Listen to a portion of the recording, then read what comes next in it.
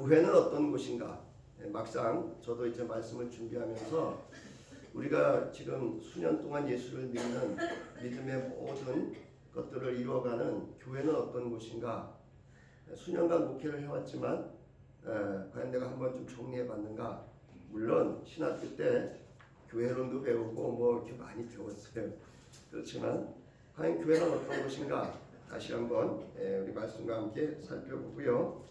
그 다음에 교회의 구성원은 어떠한 존재와 정체성을 가졌는가에 대해서 오늘은 이제 고린도전서 오늘 본문을 중심으로 바울이 말하는 교회와 그 교회의 구성원에 대해서 알아보고자 합니다.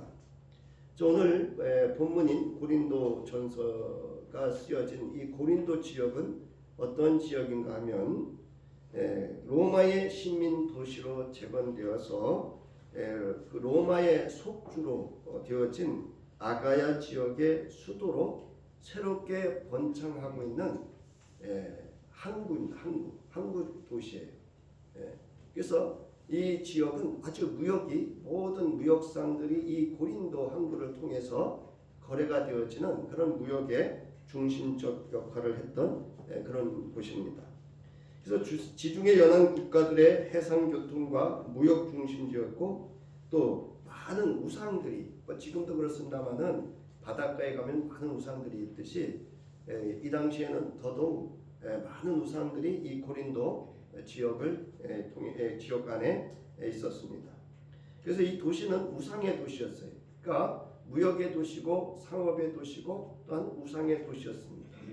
그와 함께 지금도 있습니다. 고린도 제가 이제 성지 순례를 다녀왔습니다만은 이 지역에 가면 아주 높은 곳에 신전이 하나 있는데 그 가이드가 이야기를 합니다. 1000명이 넘는 그 안에 여자 사제들이 있어서 우상을 섬길 때는 음란 행위가 이루어졌고 그들이 낮에는 신전에 있고 밤에는 이 시장 유흥가로 내려와서 여기에 내려와서 이제 그 무역상들의 거래를 이루어주는 정보를 제공하기도 하고 정보를 얻기도 하고 그러한 그 무역상의 소통 역할을 하면서 음란한 그러한 일들이 이루어졌다.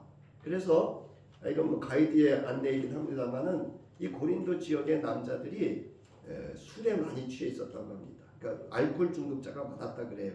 왜냐하면 자기 딸이나 자기 아내가 될 사람들이 신전을 거쳐서 나왔기 때문에 이제 무슨 얘기인지 아시겠죠? 이 남자들이 늘 그런 것으로 또 상업도시고 우상의 도시고 이런 도시이기 때문에 그 알코올 중독자들이 많이 있었다라는 그런 이야기를 하는 그런 도시입니다. 자, 바울이 그러면 이 고린도를 언제 방문했는가 하면 바울이 제 2차 전도 여행 때 이곳에 이제 도착을 하게 됩니다. 그래서 여러분도 들어보셨을 거예요. 천막 제조업자인 아굴라와 브리스길라를 여기서 만나서 이제 예수가 그리스도라고 하는 복음을 전하기를 시작을 합니다. 자, 그때에 마게도냐로부터서 온 실라와 디모데가 합류를 해서 바울과 함께 이제 공동 사역을 하면서 바울이 이곳에서 약 18개월 동안 복음을 전하면서 이제 이 고린도 지역 안에 그리스도의 공동체가 이제 형성이 되게 됩니다. 그래서 이 고린도 전서를 쓰게 된 이제 배경은 바울이 3차 전도 여행 시에 이제 이 고린도 지역에 있는 공동체, 오늘로 말하면 교회 안에 많은 문제들이 발생을 하고 있었습니다.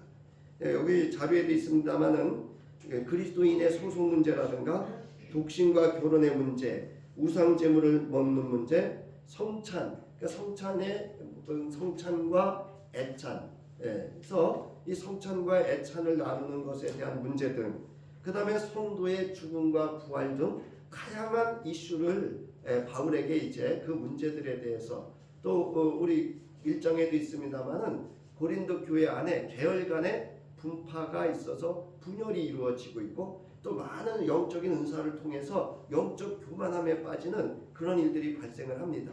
이제 그에 대해서 바울이 우리가 말하는 신앙의 문제들을 어떻게 복음과 진리의 차원으로 해결을 할 것인가를 그에 대한 답변을 보내는 것이 바로 오늘 고린도전서의 내용이 됩니다. 그래서 이 기록 시기는 AD 55년 말에서 56년 초경으로 이렇게 보고 있습니다.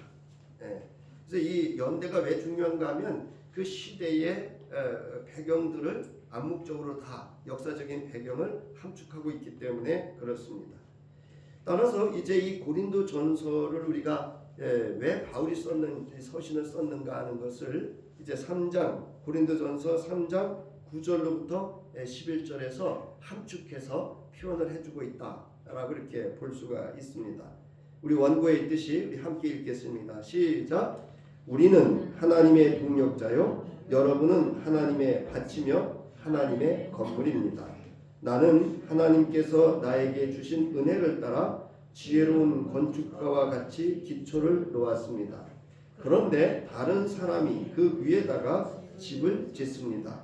그러나 어떻게 집을 지을지 각각 신중히 생각해야 합니다. 아무도 이미 놓은 기초이신 예수 그리스도 밖에 또 다른 기초를 놓을 수 없습니다. 그러니까 고린도 교회의 모든 신앙의 기초는 예수 그리스도라고 하는 것입니다.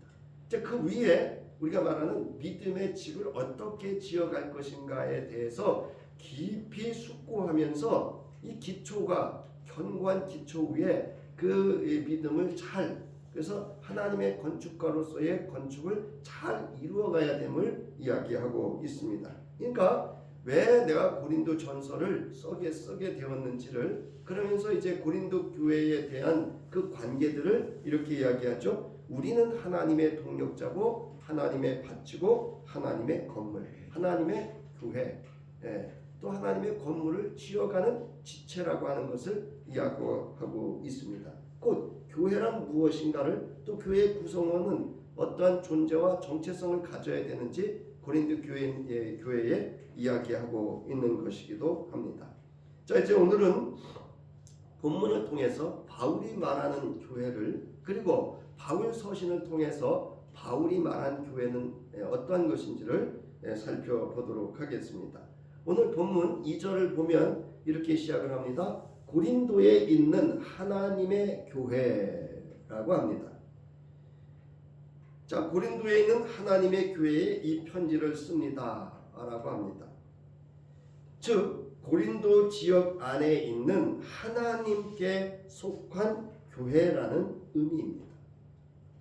하나님의 교회, 즉 하나님께 속한 교회란 고린도의 교회도 아니고 바울이나 아볼로에게 속한 교회도 아니라는 뜻입니다. 여러분, 교회는 하나님께 속한 것임을 믿으시기 바랍니다. 바울은 편지를 시작하면서 고린도 교회의 분열과 지나치게 영적으로 자기 자랑에 빠져 있는 고린도 교회의 영적 오만함 등에 대하여 먼저 교회의 정체성에 대해서 명확하게 합니다. 그러니까 교회는 고린도 지역에 있는 하나님께 속한 교회라고 하는 것을 분명하게 명확하게 고린도 지역에 있는 성도들에게 밝히고 있습니다. 이처럼 교회는 하나님께 속한 것입니다. 그러므로 누구도 교회에서 주장하는 자세를 취하거나 자신을 드러내어 자랑하는 교만함에 빠져서는 안 됩니다. 그런가 하면 바울은 바울 서신을 통해서 교회에 대해서 다음과 같이 말하고 있습니다. 하나님께서 자기 피로 사신 교회다라고 합니다. 함께 하시기 바랍니다. 하나님께서 자기 피로 사신 교회.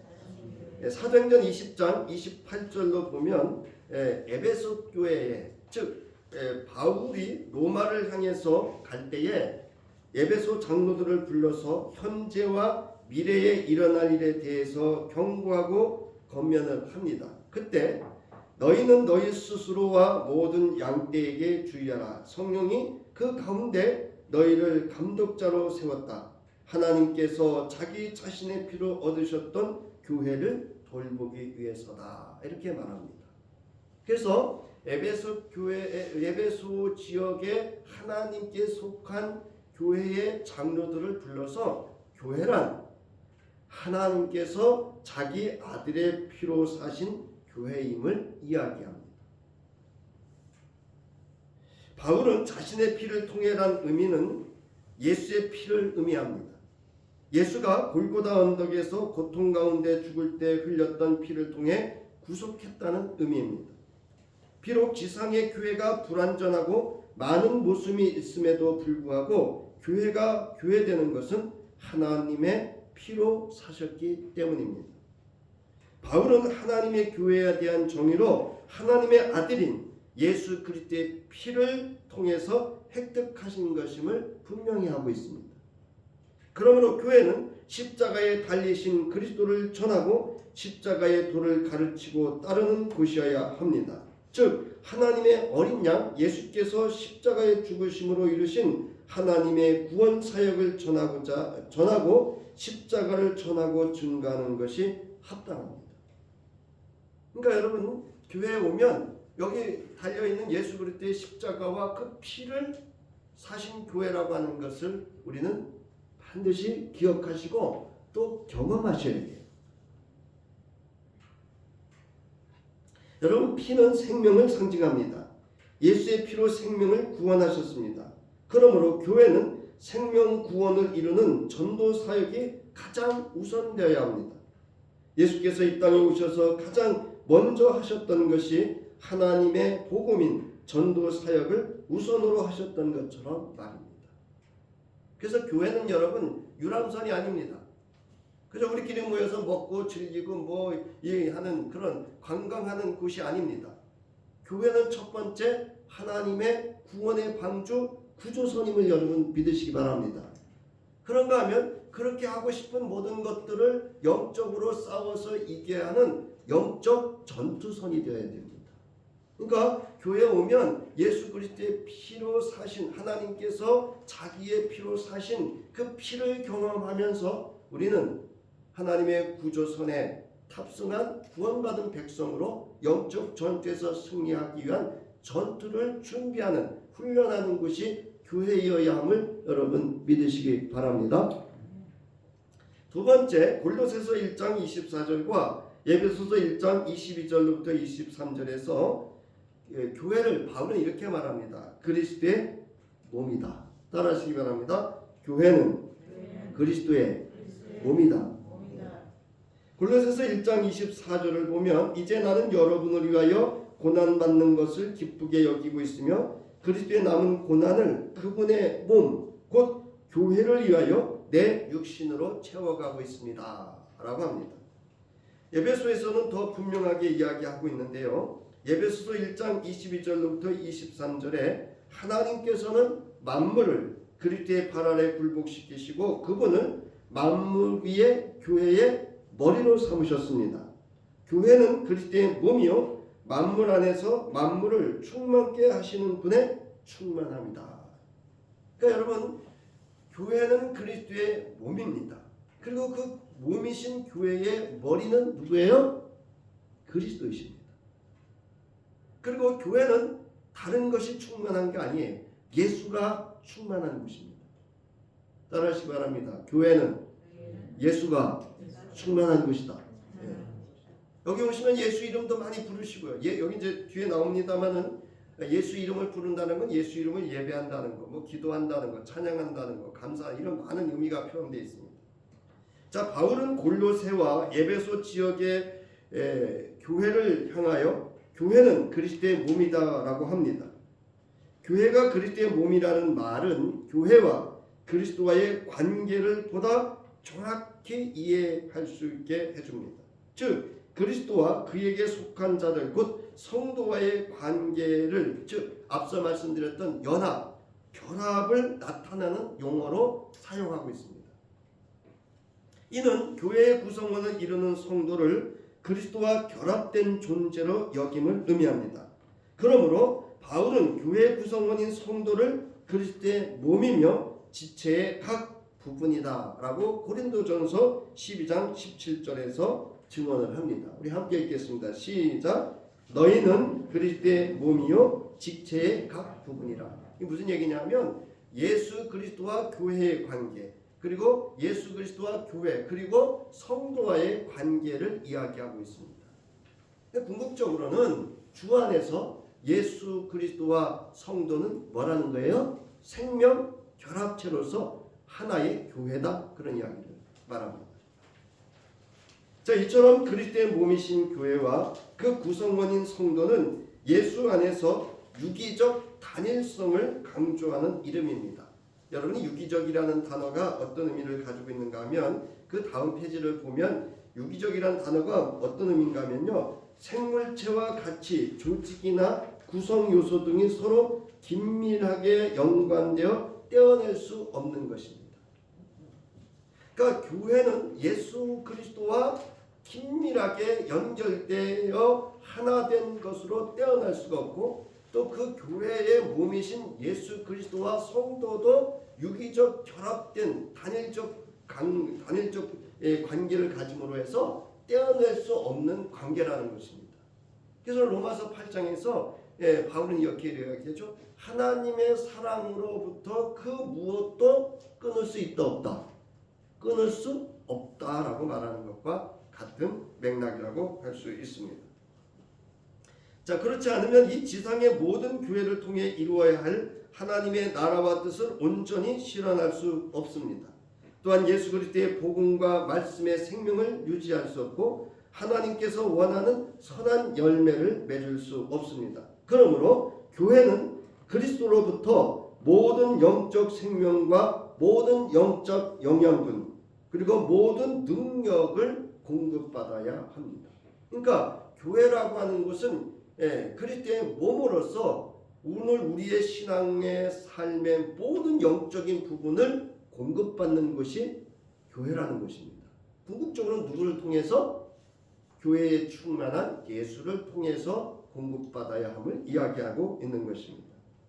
자, 그러므로 교회에서 이루어지는 성찬은 예수 그리스도의 생명이 성도와 유기적 결합을 갖는다는 깊은 의미가 있습니다. 그 결합이라는 말 거기 나와 있죠. 둘 이상의 사물이나 사람이 서로 관계를 맺어서 하나가 된다라는 뜻이에요. 유기적이라고 하는 것은 뗄래야 뗄 수 없는 생명을 의미합니다. 그러니까 생명으로 결합되는 예식이 여러분 성찬 예식인 줄 믿으시기 바랍니다. 그래서 여러분 성찬 예식은 그 예식을 통해서 그리스도의 살과 몸과 피를 먹고 마심으로 그리스도와 연합되어, 즉 유기적 결합체로 하나됨을 의미하는 예식입니다. 그래서 여러분 마지막 주에 있는 성찬 예식을 준비할 때는요, 그냥 건성건성 와서 성찬 예식 받으시면 안 돼요. 사실은 그냥 교회에서 이루어지는 예식으로 생각하시면 안 됩니다. 이 깊은 생명의 유기체인 그리스도와 연합할 수 있는 예식에 참여할 수 있는 저와 여러분 될 수 있기를 주의 이름으로 축원합니다. 또한 바울은 그리스도의 몸이신 교회의 머리는 그리스도이시다 라고 합니다. 그리스도의 몸이신 교회의 구성원인 성도는 교회의 머리이신 그리스도의 명령을 따르고 영적인 유기적 관계로 성령으로부터 교회의 공동체와 성도의 삶에 필요한 은사를 공급받아야 돼요. 여러분 교회 일은요, 내 실력 가지고 하는 거 아니에요. 여러분 내 능력 가지고 하는 거 아니에요. 저는 아무리 생각해봐도요, 제가 여기 설교자로 설 수 있는 자격이 없어요. 다 모든 것은 하나님의 은혜고 은사로 해야 됩니다. 머리가 쭈삣하지 않으세요, 여러분? 여러분 교회의 모든 봉사는요, 내 실력으로 내 능력으로 내가 뭐 가진 것으로 하는 거 아니에요. 하나님이 내게 허락해 주신 은혜고, 또 하나님이 내가 부족해도 내게 그것을 은사로 공급해 주신 하나님의 은혜 중에 은혜인 줄 여러분 믿으시고 섬길 때마다 감사하실 수 있기를 바랍니다. 저 주님 섬기는 마음으로 하셔야 돼요. 내가 그거 할 수 있으면 여러분 감사할 수 있어야 돼요. 이렇게 그리스도의 몸이신 교회의 머리가 그리스도가 될 때 그 안에서 그리스도의 생명과 사랑, 하나님의 나라와 뜻이 온전히 교회를 통하여 이 땅에 확정되고 실현할 수가 있게 됩니다. 또한 이거는 암묵적으로 무슨 의미도 있는가 하면 교회의 몸이신 그리스도가 교회의 머리가 되신다고 하는 건 암묵적인 하나님의 질서를 이야기하기도 합니다. 그래서 교회는 제도가 아니에요, 여러분. 하나님의 은혜 가운데 하나님의 질서가 하나님의 공급되어진 은사로 정말 은혜 가운데 그래서 하나 예수가 충만할 수 있도록 그리스도의 몸이신 교회가 그 생명을 유지할 수 있는 곳이 교회여야 되고 저와 여러분의 섬김과 봉사가 될 수 있어야 합니다. 자, 그 다음에 세 번째로는 디모데전서 3장 15절에서 하나님의 집이다라고 합니다. 따라하시기 바랍니다. 교회는 하나님의 집이다. 디모데전서 3장 15절에 만일 내가 늦어지더라도, 그러니까 이제 바울이 이 디모데전서의 배경이 에베소 교회거든요. 바울이 에베소 교회를 엄청 사랑했어요. 아주 무척 사랑했어요. 예. 자, 그래서 이 에베소 교회에 있는 디모데를 향해서 이렇게 이야기합니다. 그대가 디모데입니다. 하나님의 집에서 어떻게 행동해야 할 것인가를 가르쳐 주기 위해서 이 편지를 쓰고 있습니다. 하나님의 집은 살아계신 하나님의 교회이고 진리의 기둥이며 터전입니다. 예, 여러분, 교회는 하나님의 집인데 이 하나님의 집인 교회는 뭐라고요? 살아계신 하나님의 교회이고 진리의 기둥과 터전이 되는 곳이 교회라는 겁니다. 바울은 에베소 지역의 교회를 하나님의 집이라 표현합니다. 이 집은 살아계신 하나님의 교회요 진리의 기둥과 터전이라고 정의합니다. 바울은 하나님의 집과 살아계신 하나님의 교회를 동일한 의미로 사용했습니다. 사실은 바울이 아주 구약에 능통한 사람이에요. 구약에 정통한 사람입니다. 그래서 예수님도 성전을 청결케 하면서 하셨던 말씀이 있죠. 성전은 뭐라고요? 만민이 뭐하는 집이라고요? 기도하는 집이다. 그래서 성전은 하나님의 집이다. 그럼 여러분, 하나님의 집이라는 건 누가 사는 곳이에요? 네? 하나님이 사는 곳이에요. 그래서 여러분, 뭐 우리가 일상에 이제 저 같은 경우에 여기 수시로 이제 교회 예배당 안에 들어오잖아요. 그래도 저 문을 들어설 때는 제 나름대로 그래도 이렇게 격을 좀 갖추려고 해요. 네. 하나님이 여기만 계시진 않아요. 모든 우주 만물 속에 충만하게 하나님이 임재하심을 믿으시기 바랍니다. 그러나 교회라는 곳은 우리가 암묵적으로 경계를 근 거예요. 이곳은 하나님이 머물러 거처하시는 곳으로, 하나님의 집으로 우리가 경계를 거는 거예요. 거룩한 곳으로 영역을 둔 거예요. 그렇다고 한다면 교회 왔을 때 어떻게 해야 될까요? 저 문을 들어설 때만큼 어떻게 돼요? 우리가 말하는 경건한 마음으로, 누구를 만나는 마음으로 하나님을 만나고 하나님과 함께하는 그 시간으로, 그 공간으로서의 이 안에 들어오실 수 있길 바랍니다. 자, 디모데에게 교회의 본질을 간략히 요약하며 말한 것입니다. 여기서 바울이 사용한 하나님의 집이라는 표현은 이후 자주 등장하는 개념으로 집은 건축물로서의 교회, 즉 장소의 개념이 아니라 예수 그리스도로 말미암아 구원함을 받은 성도들을 말하고 있는 것이기도 합니다. 그래서 고린도전서에서 바울이 이렇게 얘기하죠. 너희는 성령이 거하는 하나님의 뭐인 줄? 전인 줄 모르느냐라고 합니다. 그러니까 여러분, 이 우리가 말하는 이 유형교회라 그래요. 이 건물의 교회와 무형교회라 그래요. 성도의 교회의 개념은 궁극적으로 교회는 건물이 아니라 그 안에 있는 그리스도 예수로 말미암아 구원받은 이들의 모임을 말하고 있는 겁니다. 그러니까 저와 여러분이 곧 누구예요? 하나님이 거하여 사는 하나님의 집이라고 하는 겁니다. 그러니까 저와 여러분은 하나님이 살아계신 교회이며 진리의 기둥과 터전이 됨을 믿으시기 바랍니다. 좀 받아들이시기가 버거우실 거예요. 자, 하나님의 집인 교회는 진리의 기둥이며 터전이 되어야 합니다. 기둥은 지주, 기초를 뜻하고 터는 건물을 견고하게 받쳐주는 대지를 뜻합니다. 이처럼 기둥과 터가 건물을 지지하듯이 하나님의 집인 교회는 예수 그리스도의 복음과 진리가 확고하게 설 수 있도록 떠받드는 역할을 해야 돼요. 무슨 이야기인가 하면 담임 목사의 역할이 뭐냐면요.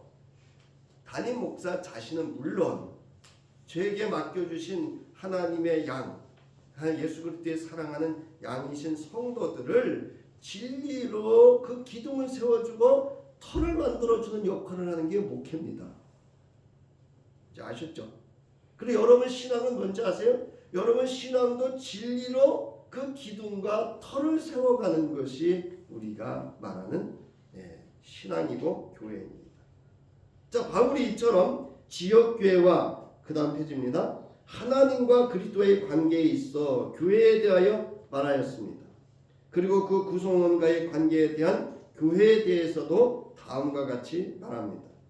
바울이 말하는 교회의 구성원, 오늘 본문 2절을 조금 더 살펴보면 고린도에 있는 하나님의 교회에 이 편지를 쓴다고 하며 그 교회의 구성원은 어떠한 존재와 정체성을 가지고 있는지를 구체적으로 설명을 하는데 두 부분으로 나누어서 말씀을 드리겠습니다. 먼저 이 교회의 구성원은 어떤 존재이며 정체성인가? 첫째로 하나님의 부르심을 받은 거룩한이라는 겁니다.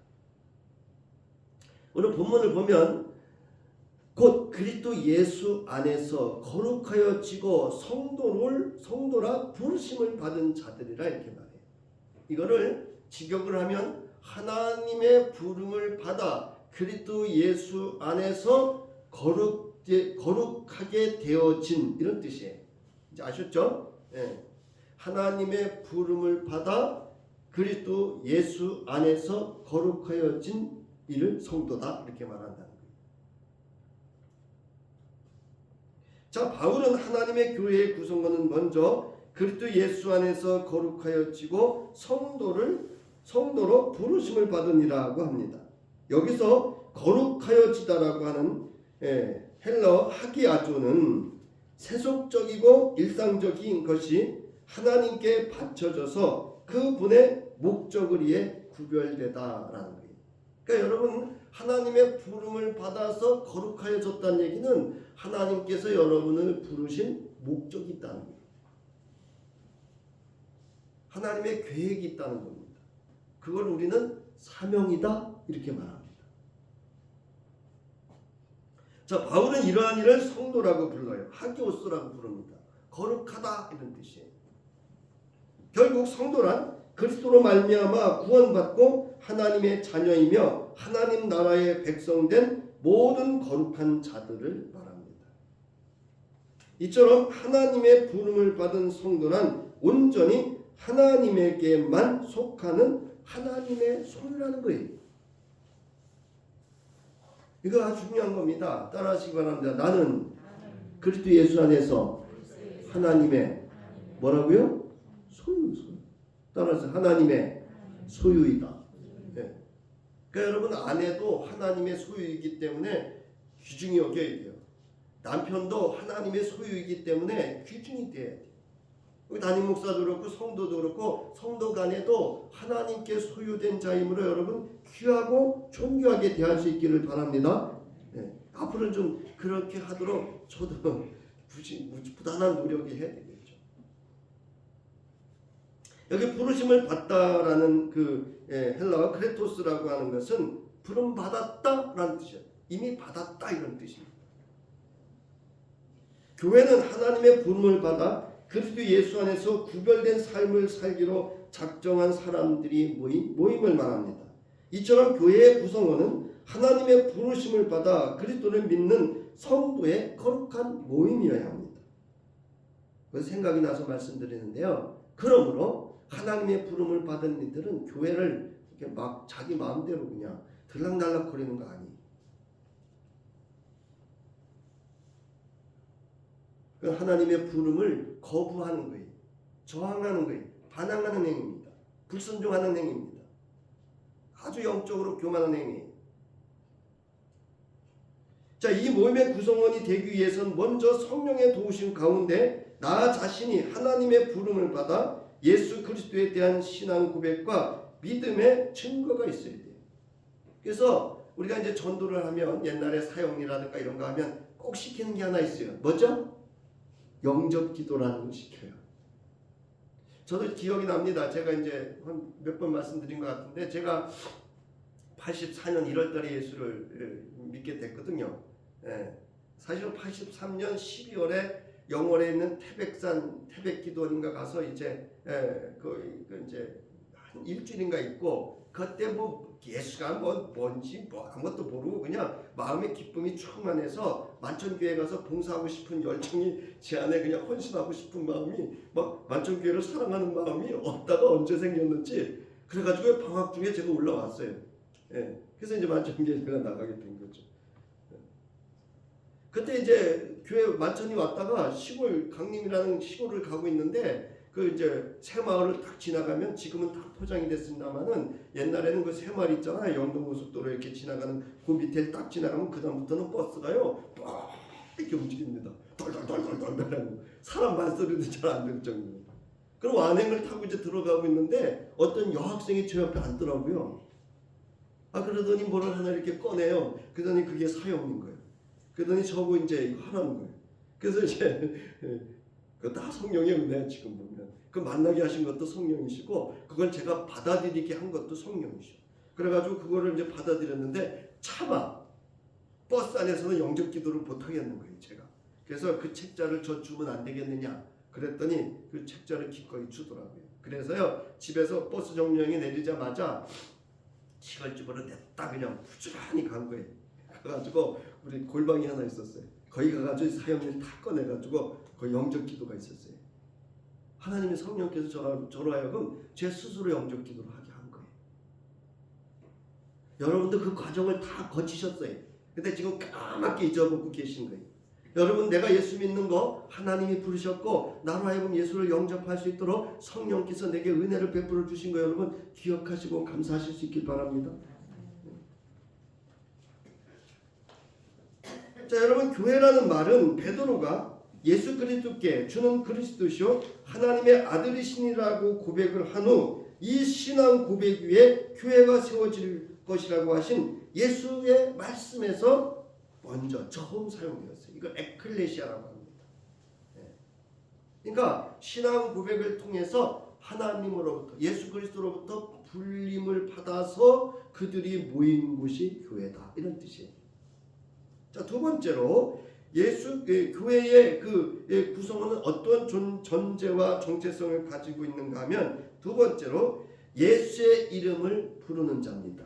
그리고 예수를 주라고 부르는 자다라고 말합니다. 저 예수의 이름을 부른다는 건 뭐죠? 예배를 한다는 거예요. 그리고 예수님이 말씀하셨어요. 나의 이름으로 구하면 뭐예요? 무엇이든지 그대로 이루어지리라.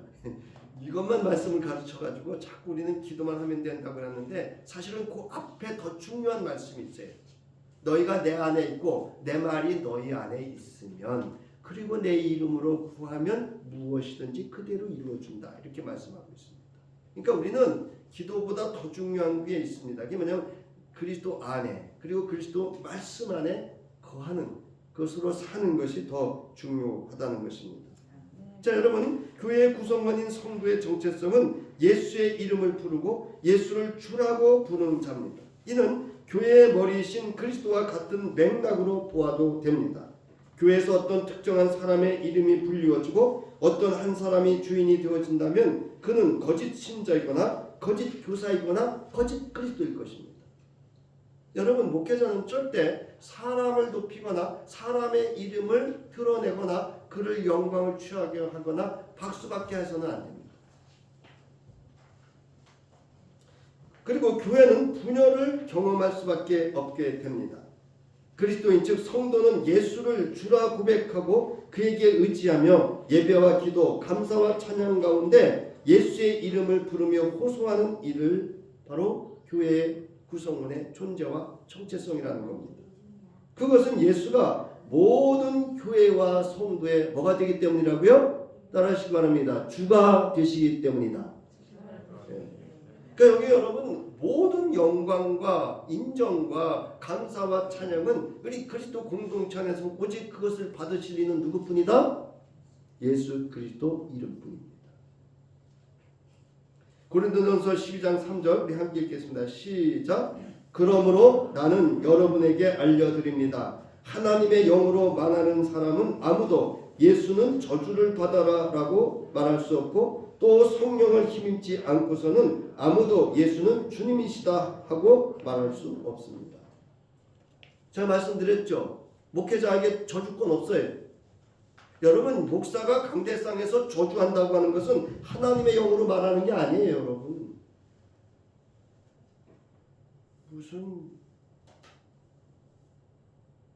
여러분, 성령을 힘입지 않고는 예수를 뭐라고 부를 수 없다고요?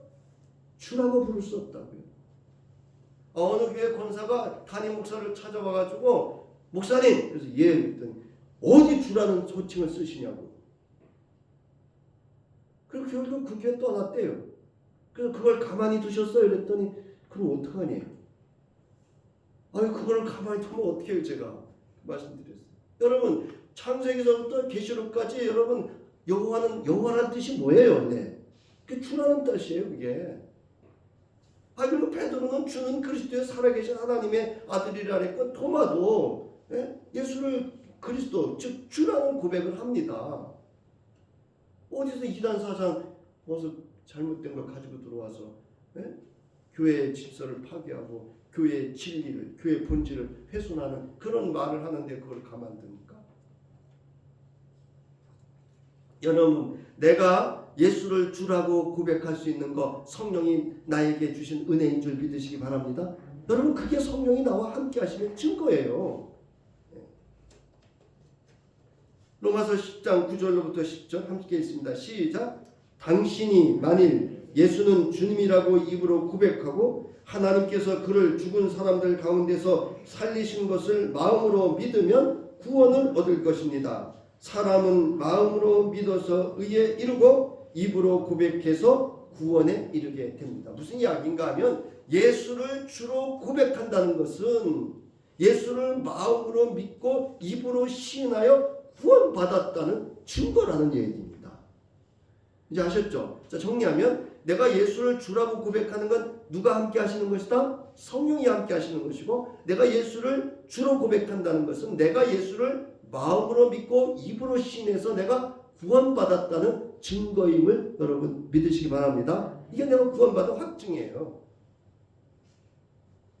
자, 이러한 성도는 어떠한 상황에 처하였을지라도 교회에서 자신의 존재와 정체성을 상실하고 하나님 앞이든 사람 앞이든 자신을 드러내어 자랑하지 않습니다.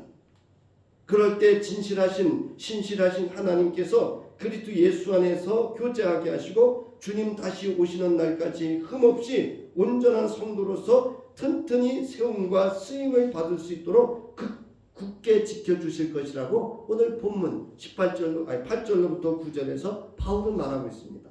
여러분, 9절에 보면 마지막에 보세요. 본문 하나님은 미쁘시도다 했어요. 여러분, 하나님은 미쁘시다는 뜻이 뭐죠? 미쁘시다는 뜻이 뭐예요? 따라하시기 바랍니다. 하나님은 신실하시다. 이 뜻이에요. 미쁘다는 말이 하나님은 신실하시다, 하나님은 진실하시다, 그 뜻입니다. 그러면서 바울은 이야기를 합니다. 고린도전서 1장 29절부터 31절에서 왜 이러한 성도는 자랑하지 않는지를 이야기합니다. 우리 29절부터 31절 천천히 이제 함께 읽습니다. 시작. 그러니 인간으로서는 아무도 하나님 앞에서 자랑할 수 없다는 말입니다. 그러나 하나님께서는 여러분을 그리스도 예수와 한 몸이 되게 하셨습니다. 그리스도는 하나님께서 주신 우리의 지혜이십니다. 그분 덕택으로 우리는 하나님과 올바른 관계에 놓이게 되었고 하나님의 거룩한 백성이 되었고 해방을 받았습니다. 이것은 다 하나님께서 하신 일입니다. 그러므로 성서에도 기록되어 있듯이 누구든지 자랑하려거든 누구를 자랑하십시오? 주님을 자랑하십시오. 그러니까 여러분, 내 안에 교회가 그리스도의 피로 사시고 하나님의 교회이고 그리스도의 몸이시고 하나님의 집이신 교회의 구성원들은 오늘 고린도전서 1장 29절부터 31절에서 그 모든 것들을 정리하고 요약하고 있다고 봅니다. 그러므로 교회와 성도가 자랑할 것은 누구밖에 없어요? 예수밖에 없습니다. 이제 나가는 말입니다. 오늘 본문과 함께 바울이 말한 교회에 대해서 우리는 알아보았습니다. 우리의 교회는, 즉 바울이 말한 교회는 첫째, 하나님의 교회입니다. 둘째, 그리스도가 머리이신 그리스도의 몸이신 교회입니다. 셋째, 하나님의 집으로 살아계신 하나님의 교회이며 진리의 기둥이며 터전인 교회입니다.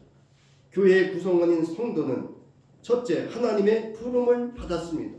둘째, 주 안에서 그리스도와 한 몸이 된 거룩한 자입니다. 셋째, 예수 그리스도의 이름과 예수 그리스도를 주라고 부르는 이입니다.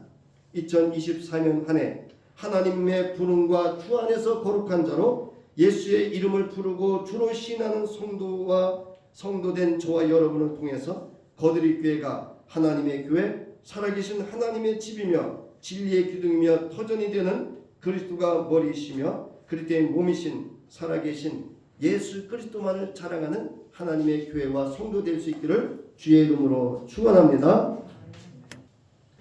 이제는 자기 피로 사신 교회를 사랑해 주시고 하나님의 백성으로 저희를 불러주신 하나님의 무한하신 사랑하심과 교회의 머리이시고 교회의 생명이 되어주시고 교회의 모든 공급해 주시는 근원이 되시는 예수 그리스도의 구속의 은혜와 우리로 하여금 예수의 이름을 부르고 예수를 주라 고백하며 그리스도 예수 안에서 거룩한 자로 그래서 하나님의 부르심을 받은 성도로서 살아갈 수 있도록 이제 우리를 도우시는 성령의 함께하심과 내 평생 주를 자랑하며 살아가기를 결단하며 돌아가는 저희들과 저희들의 가정과 모든 삶 속에 이제로부터 성삼위일체 하나님이 함께하실 것을 간절히 축원하옵나이다. 아멘.